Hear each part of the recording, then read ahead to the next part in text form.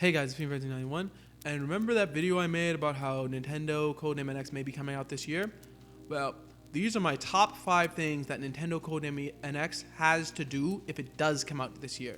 Now that's not confirmed, but this is what I believe has to happen for a successful launch of the Nintendo NX if it were to come out this year. Number 5, it has to be more powerful than the Xbox One and the PS4.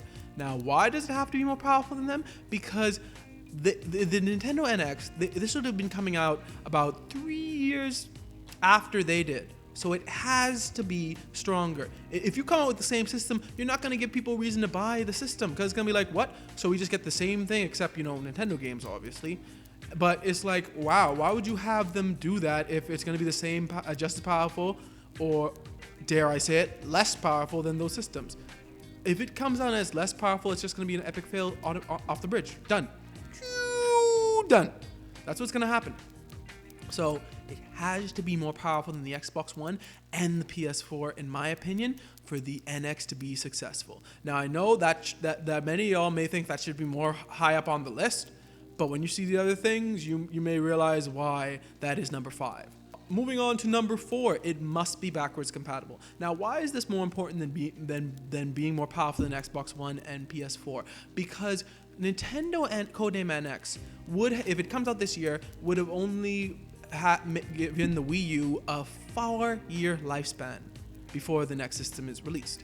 And that means that many people would have who have Wii U's now, would have bought them within probably 2 or 3 years ago and would just kind of be getting more or less into the games that, especially if Star Fox and Zelda come out this year, then you would have to give them a reason to buy the Codename NX.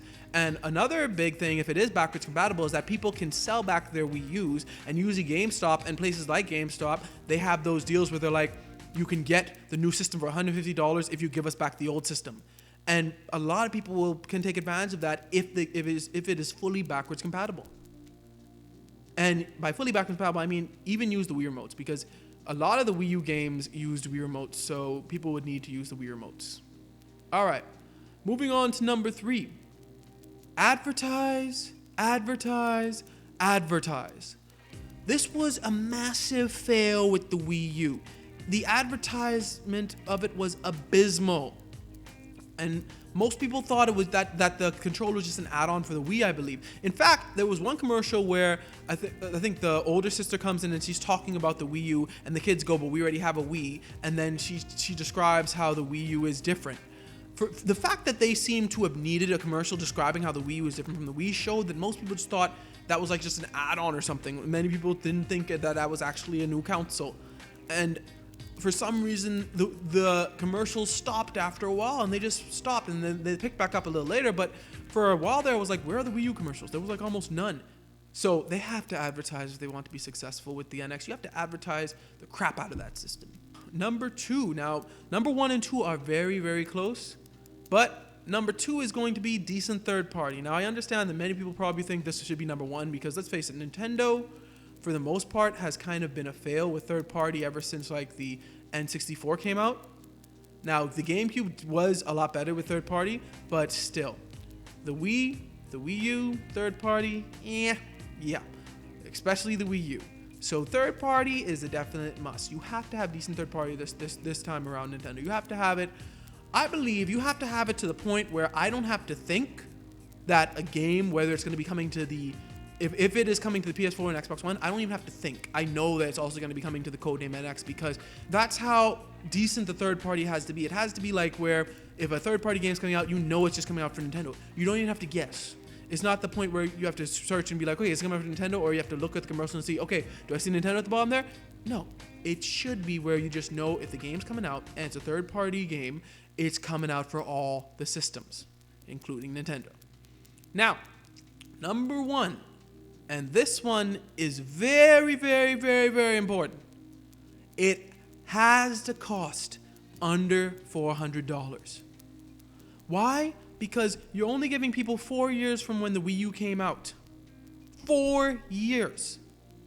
The PS4, when it first came out, was $399. And that was 3 years ago. So it has to be a lot cheaper than, I mean, under $400. That's just my estimate. I think it even has to be cheaper than much cheaper under $400, like maybe even $300 or cheaper. But I'm just saying, if Nintendo comes out and tries to make this system $449 or $499 or something like that, it will be a nosedive. That's it. Because at that price, almost no one's gonna buy it, because the Wii U's only been out for 4 years. This thing comes out, if it's dead expensive, people are gonna be like, what? No, I'm not buying that.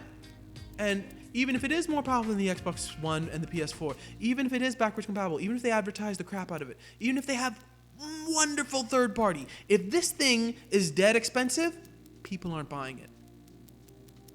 So Nintendo, number one, you have to cost at least, and I'm just saying at least, and this is just starting cost, drop that cost like maybe 3 months later, but starting cost has to be at least under $400. And I'm being a little generous with that $400. I personally think even $300, probably around $300 would be a better estimate that this has to cost so that the Nintendo Codename NX is successful. That's just my personal opinion. So those are my top 5. You guys could tell me yours in the comments below if you guys think anything that I missed out, think that something that should be on this list that Codename NX needs to do to be successful if it does come out this year. Let me know in the comments below.